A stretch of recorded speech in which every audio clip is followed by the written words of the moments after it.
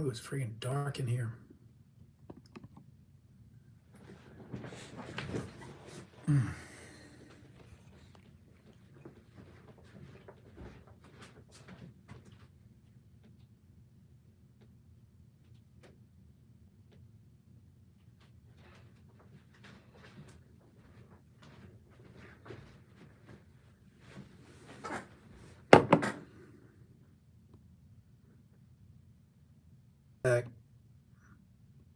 We're getting it set up. Okay, we're really dark. We have enough light here. Hello, everybody. All right, let me make sure I can see what's going on.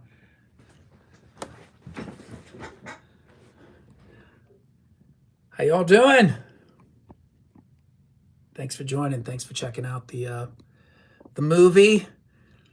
I have to give love to my brothers Dustin Robichaux and Adam McClave, who've been laboring with me over pulling that together this past month.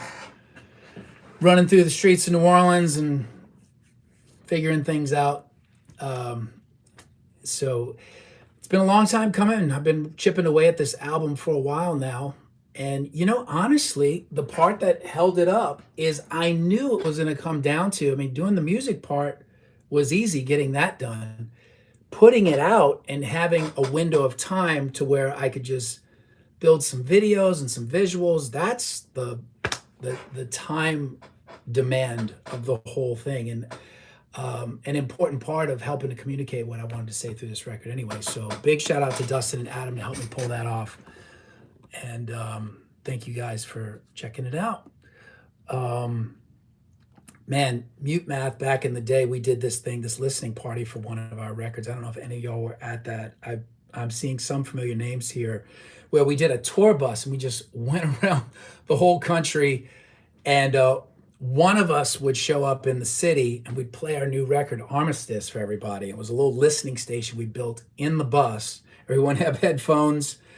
And one of the band guys would just go loiter in the parking lot, or if we're at a Walmart, just buy time out in the Walmart until the tour manager said, okay, we're done. After about an hour, they're listening to the whole record, now come back in.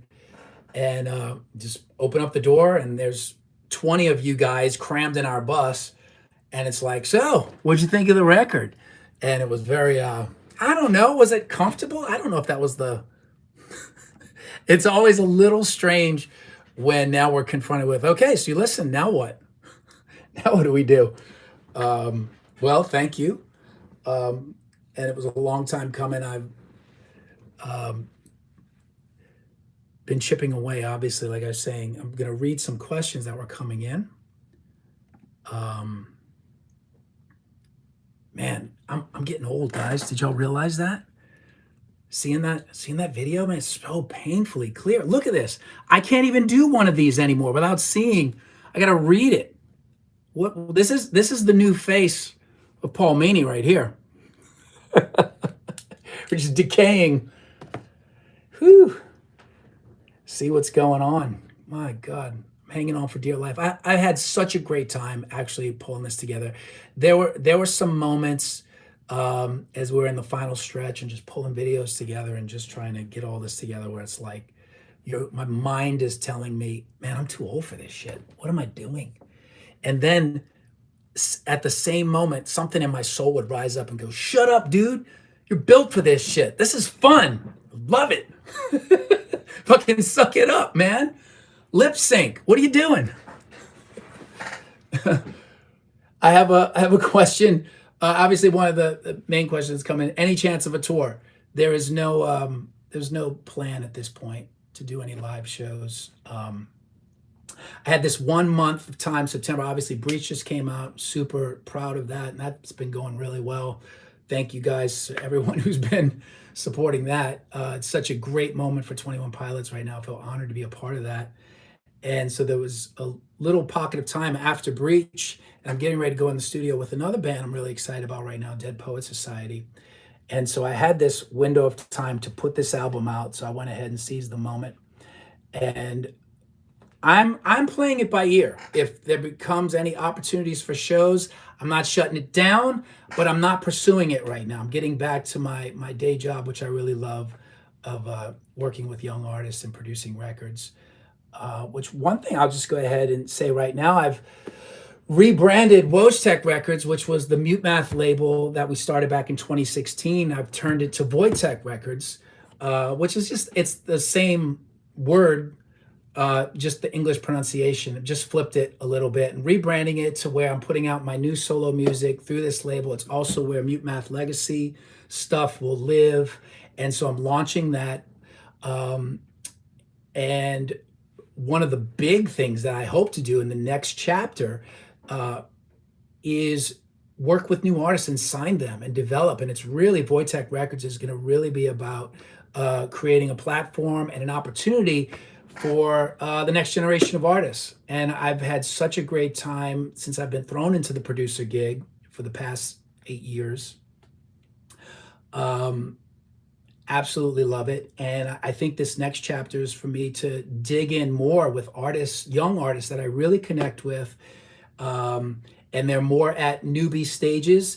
Um, Not too dissimilar from how I started this year with Song Coach. And that was sort of an experiment with that in scouting for artists, and laying the groundwork for what I want to do next. And there are a few that I met through Song Coach that I'm still in contact with. And you'll be hearing some of those experiments, hopefully in the next coming years, of those young artists and our collaborations coming to fruition. And that's really what Voytech Records and the rebrand of it is setting up. And so I'm kind of using my solo project as a guinea pig to kind of kickstart it. And it's something I've wanted to do for a while. It was important to me to get out an artist project before I turned 50, and the clock is ticking. I've been telling, and you guys know I've been talking about it's coming, it's coming. I've been chipping away at it. Look, the song "Hold the Record," the first song on this record, I started making that track at the end of 2019. As a matter of fact, we went in post Trench to start working on new 21 Pilots stuff right before the pandemic. I was just building a bunch of tracks and trying to get it together. I remember really liking this one track that I was working on, the chun chun chun chun boom boom, and then before we got a chance to go in on it, the pandemic happened, everything changed, and that song just kind of sat on the shelf for a long time. It was just a track that I was never revisited until maybe like 2021, 2022, a couple years. All of a sudden, I'm mowing the lawn, and a melody just hit me. I know that the odds may. As I'm mowing the lawn, I'm like, oh man, we all hold the record, be the ones that last forever. I kind of like that. And then I thought, man, that kind of goes with this track I remember working on back in like 3 years ago. And and so I'd record a little bit of it, and I'd go back to work producing for other people. And then so just a little bit by little bit, I finally finished that song this year. I'm like, oh, I'm staring down the barrel of 50 years old. I want to get this all done before I get there. And so I did. And that's as kind of the last push that I did. I kind of finished up everything probably in the spring of this year, right before we started working and finishing Breach over the summer. And then I've just been sitting on it, waiting for a pocket of time to where I could release it and engage, make content, and all that stuff. So, no DVD for this. Um, Someone's asking me, what is your favorite piece of gear? What's the song you've created that you hold dearest? Well, I'm curious what songs stood out to you guys. You're going to have to hit me with, I know maybe some of you just heard it for the first time. Um, Curious if any of which one of these kind of stood out to you. I'm going to put out all the individual videos from the movie, probably string them out over tomorrow, the rest of the week, because each song has their own video at this point. Um, you know, it's so funny. It's one question comes in. My good friend Greg, who's been with us for a while, Greg Freeman. When is the next record? See, that's the question. Isn't that something? So, as soon as you're done with something, And that's the state of music. And since I've been doing music for a career, that's all it is. It's been like that for 20 years. You finish a work and everyone around you goes, great, what's next? When are you gonna do it again? And it's like, dude, we just take a minute. Yeah, I don't know what's next. I don't know when I'm gonna make another record or if I'm gonna do any more solo stuff. I think what I wanted to do was just create a new outlet for myself. And Forever Phase is the first step in just me being able to just pour out a song here and there if I want to. Whether it ever becomes an album again, I have no idea. But I've really enjoyed just getting a chance to step back up to the microphone and unearth some things that I don't know, I've been wanting to say, and I just hadn't quite had the outlet. So, did I ever recover the 2480? So this is the original piece of gear that I started making Mutemath music on. You've probably seen it in a few documentaries. The 2480. I just keep it at this point for memory's sake. Every now and then I go to grab some old files off of it, but it does not. I couldn't record anything on it. It coughs up smoke every time I turn it on. But I love that thing. So that was my workhorse for years. Did a lot of the self-titled, Mutemath self-titled on that machine. Just 24 tracks. That's all you need. Man, I posted not too long ago that how many tracks did I use in Logic recently? I got up to like almost 600 tracks. I'm thinking, how did we do it back in the day? 24 tracks.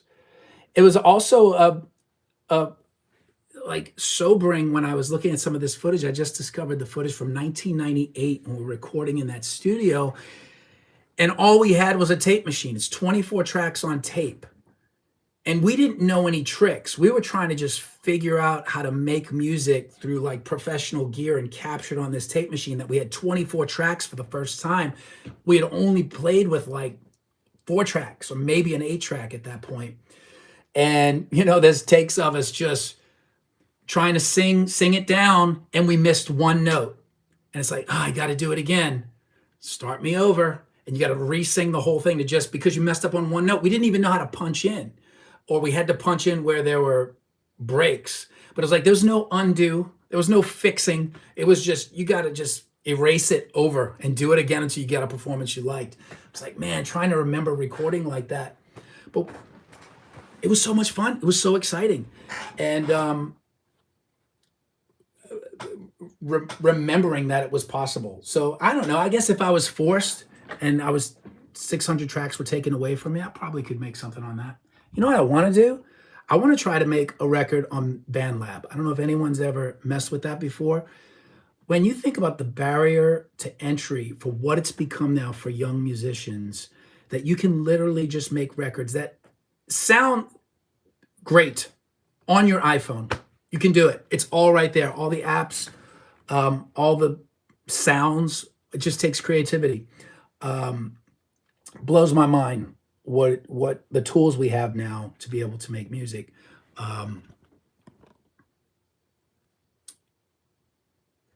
What instrument are you loving the most besides keys at this point? You're playing every damn thing now. That Leslie? Yes. It's very nice. I love bass.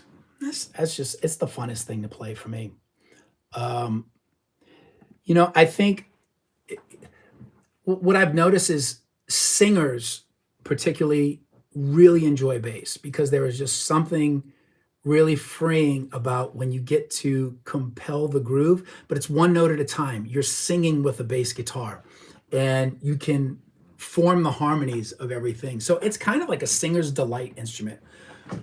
So I've always enjoyed playing bass. That's my go-to instrument when I just want to have a good time on a track. All right, I'm just going to go through a few questions here. Is the wiggly synth sound in Ambulance the same patch used in Drum Show? No, it is not. Similar though. It's just that same LFO, turn it up. on an analog synth thing, it's gonna do the same type of thing on synth du jour, whatever you picked. In ambulance, I use the Juno. It's my trusty Juno, and I love that sound. A lot of Juno on this album for sure. Was the white van at the end of Say the Word a reference to the Spotlight video? You know, there's so many Easter eggs, guys. Come on, of course. I peppered Easter eggs throughout this whole movie. That's the obvious one. But there's a lot of things like that. So give it a rewatch. Yeah, Say the Word. Obviously, I mean, not to be too on the nose with that, but obviously that is a song very inspired by my Mutemath years, and a lot of the regrets. I think that I didn't want to write a song about, but Say the Word. I remember I was prepping for a session to go in LA to go write with somebody. I don't know. And I was trying to come up with an idea to bring to that session. And I started playing those chords that are in Say the Word. And I just started immediately in my hotel room. I just started singing, Say the Word, Say the Word. And that song immediately poured out of me. And right when I got to say the word, throw the world into reverse. Why not believe that all the hurts might just forget who caused them first? And when that just came out in a stream of conscious, I was like, oh man, it's gonna be that song. And this one's for me. I'm not taking this to the session. And it was just one of those things where I felt like I needed to exercise some demons that I had been wrestling with from the Mutemath years. And I think that's a big part of what I went into with Forever Phase, which I think as a whole, it was about entering into this sort of dad phase of my life, personally and professionally. This is basically a reflection of everything that was happening in my 40s in my life. And it became very clear in hindsight, so much of where I missed the ball. I dropped the ball in the Mutemath years. I wish I had a few do-overs, and that's hard to say. It's not easy to admit to yourself and say it out, especially to Mutemath fans or supporters who might have been traveling along with me. But hindsight's 2020, and you're supposed to say, no regrets. Everything happens for a reason. Everything, and that's what you tell yourself. And that's suck it up, be tough. It all, it all. But Say the Word became something to me where it was like, if I had a do over, and I got a lot wrong, and I need to say I'm sorry, and it was sort of a self redemptive therapy session I gave myself in that song. And it needed to happen. And man, when those songs come out naturally, that's like when your soul is just crying to say something. And that was one. And right when I wrote it, I was like, oh man, I don't want to write that kind of song. But it was the truth and it was honest. It's really how I felt. And what I realized is I get Mutemath do-overs. That's what I've been getting for the past 8 years. And I think a lot of the young artists that I work with don't realize it. And when I pour myself into a project as a producer, I'm sort of in that dad role. And getting a chance to do it over with the new young artists. And I just sort of black out and enjoy it.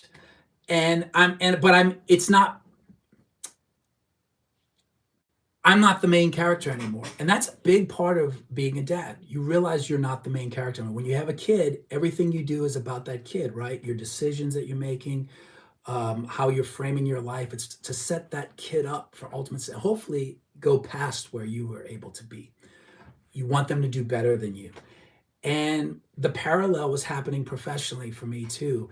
And pouring myself in these projects and just being available to help however I can is not the main character. That's the producer role. You're the support role.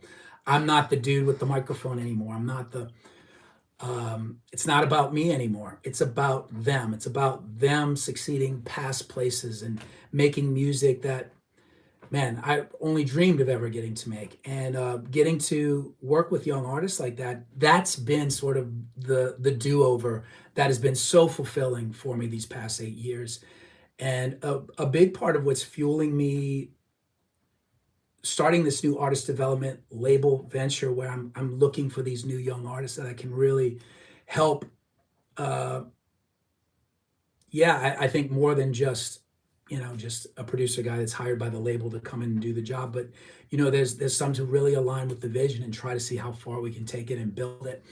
It's something I'm really excited, and then kind of stepping into that professional dad role is certainly a passion of mine. And so that's going to be the next chapter for me that I can't wait to take you guys on.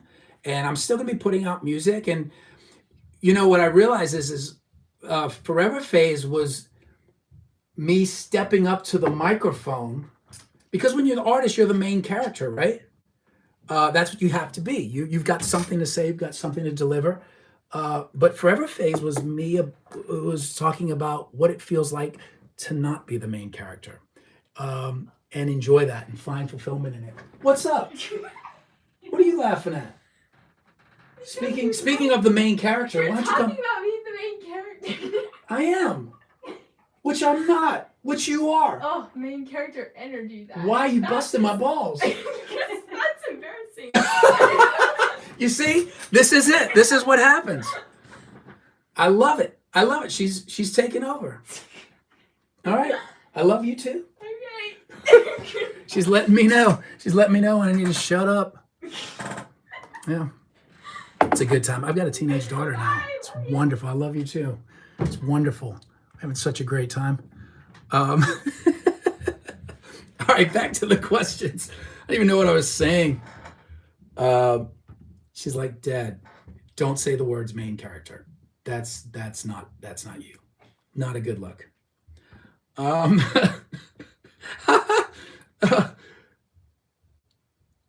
Please name the artists you have produced. I'm only aware of TOP. Well, most recently, of course, the Pierce the Veil record has been doing really great. Those guys are killing it right now. Worked with Youngblood, the Blue Stones. I'm about to work with this new band called Dead Poet Society, what I'm really excited about. I'm producing their new album. We'll be getting to work next month on that.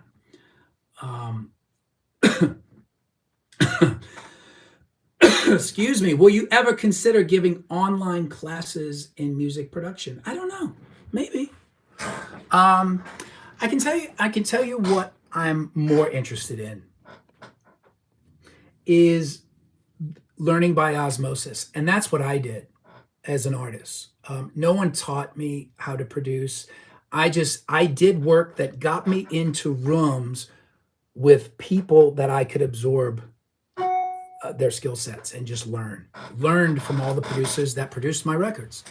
And so what I'm most passionate about is locking down with certain artists, and the collaborative thing is how I learn from them too. So it's the thing where that's where we sharpen each other, we get better together. I think that's always what I prefer to do, as opposed to a TED talk on how to produce a great record. I love talking about those things, but I'm not going to be doing it how you might imagine that would look like.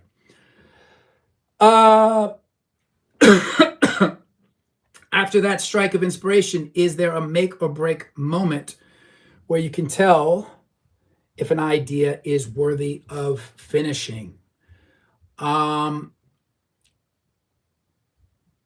No, sometimes you can't. Sometimes you got to really just bulldog through it. I feel like I've gotten better at it over the years. Certainly, I've learned to not be spending weeks upon weeks dogging an idea. The best way, I think, is you got to work on multiple ideas at once. And then what winds up happening is the ones that are good wind up just pulling your attention towards it. And then it feeds itself and you finish those. And then what winds up happening is you get energy from finishing this one that you can take back to going to pick up this one that you left along the way. Now you know what to do with it. So is a real net gain from like working on bouncing between different songs. When I work on albums, that's one of the great advantages I think me and an artist when we collaborate have is when we work on multiple songs, not just one, because that being able to bounce between songs helps shape each other. They all work together. Regarding visuals, what went into reoccurring theme of reversal footage in terms of playing with time? Yeah, that's what that whole song is about: turning the world into reverse, forgiveness, getting a do-over, and yeah, that's it. And then you know what? I'm gonna do a reverse video. It was a little homage to Mutemath. Why not? Hadn't done one of those in a while. Had to learn some lines in reverse. Yeah, had to dust off the old learn a new language. Not as easy as it used to be. Um, what would you say is the overarching theme of the record? It is about moving into the dad phase, in every which way, and setting up the stage for the next generation, the platform. That's what it is. It's about realizing, how do we live on forever? It is through our kids. It is through the young generation that we bring in, help mold, give them a place to exceed and go past where we were. That's what Forever Phase is all about, which I'm